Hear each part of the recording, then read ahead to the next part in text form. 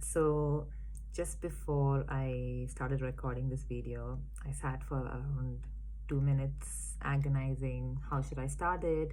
How should my introduction be? Should I be like, hey everyone, thanks for enjoying my last video and blah blah blah, which is not me. So I'm just going to delve right into the topic that I wanted to discuss today, which is top 10 underrated books according to me.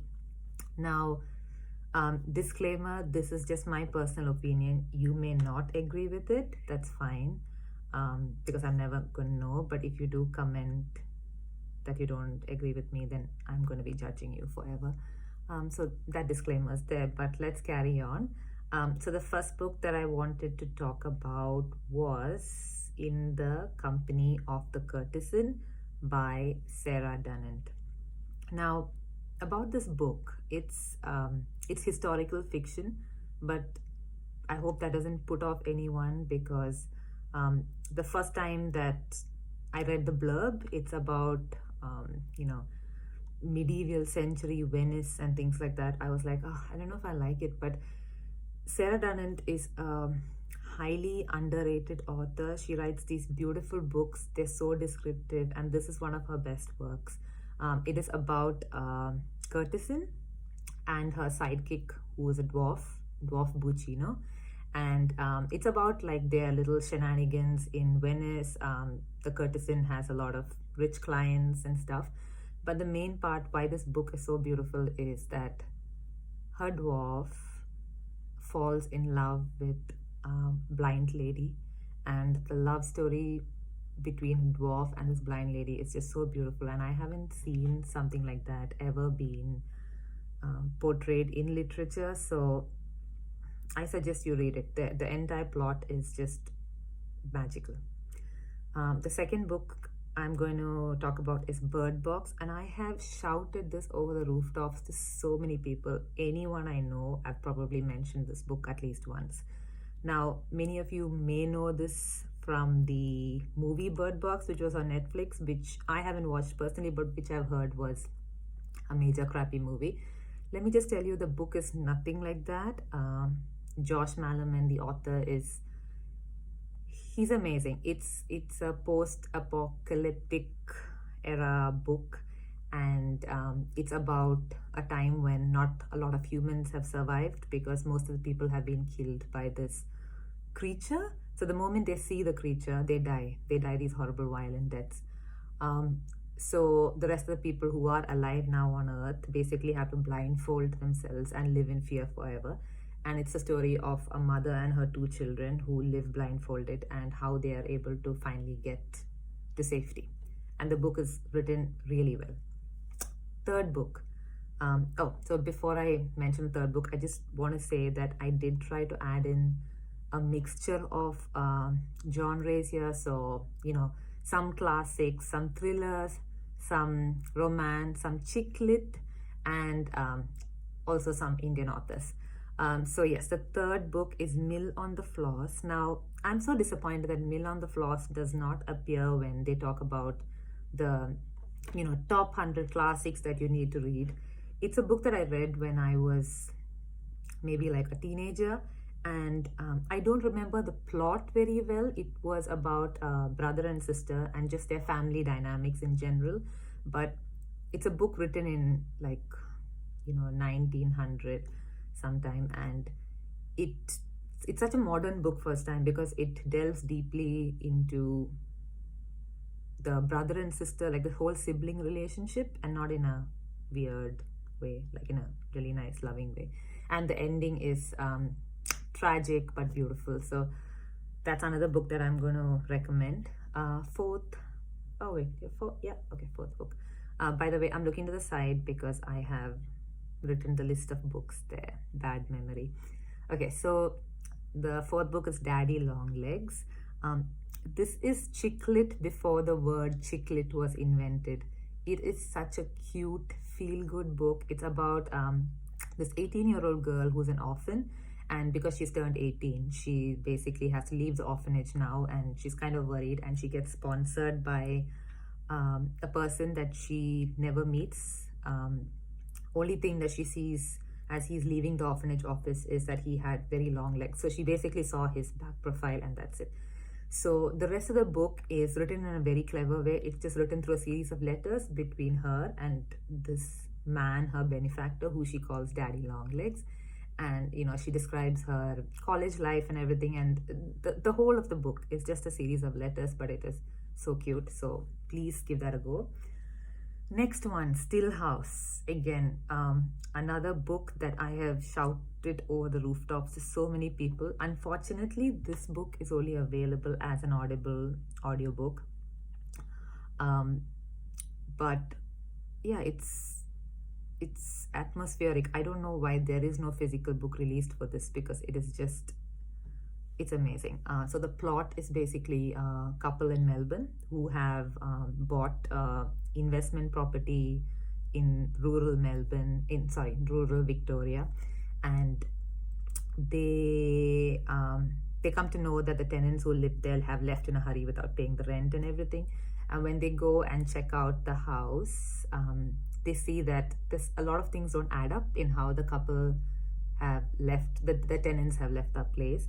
And they stay there one night, and the book really just focuses on that one night, and oh boy, you're in for a thriller.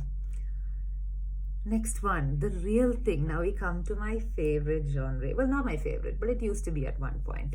Chick lit. I think there are stages in our life where we all need chick lit books, and this is a great book.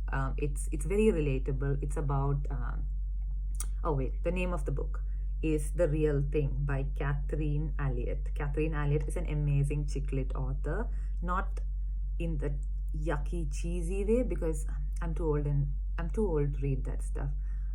But she writes about really relatable middle-aged women. So I can't stand chick lit about young girls anymore, because I can't relate with it. So her chick lit is about middle-aged women, so just about them being feeling a bit frumpy. They have kids, and then a bit of excitement happens in their life. They meet maybe an old flame or something like that, and it's that's the plot of actually most of her books. But they are so well written, you will relate with each and every character in that, and I think that's the magic of a good book, that if you're able to relate with what's going on. Next one, Fangirl. Fangirl is also something that I read a while ago, and if I was going to tell you the plot, which I will, you'll just be like, oh, it is very cliche. And it is a cliche book, but it's one of those books which is written very well.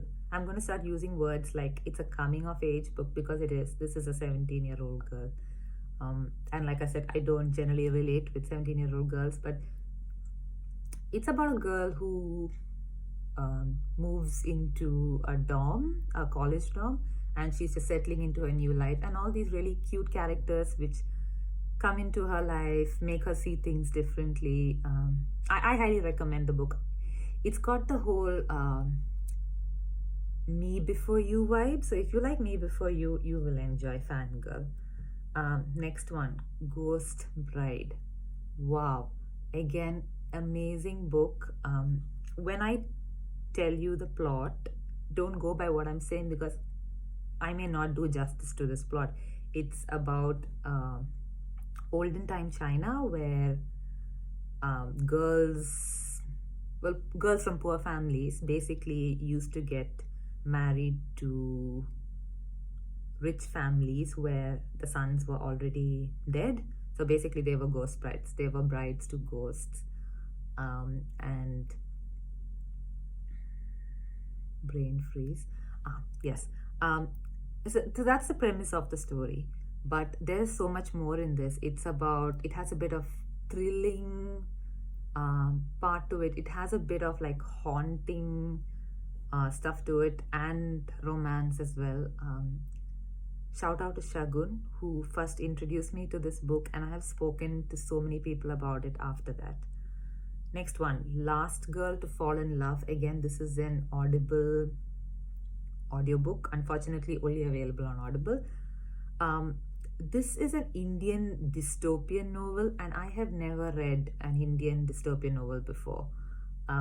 So it's a very unique plot. I would not say that the writing is great, but because the plot is so strong, it holds. And I would recommend you to read it, not for its writing, but just because it's such a novel concept, especially for an Indian author. Um, so the book is based on, an India in the future where women basically rule India. I know. And men are, they do very menial chores, and the women in India have basically figured out a way where reproduction can happen without men. So men are considered quite disposable, and they're used as, subjects for experiments, etc. So it's a story about one of the female scientists who oddly falls in love with one of her test subjects. So another thing with India at that point is love is forbidden, and it's considered like no one even falls in love with men at that point. So it's an interesting plot. I would recommend it. It's an not very well known. Last book on my list, Train to Pakistan. Oh my God, what a beautiful book.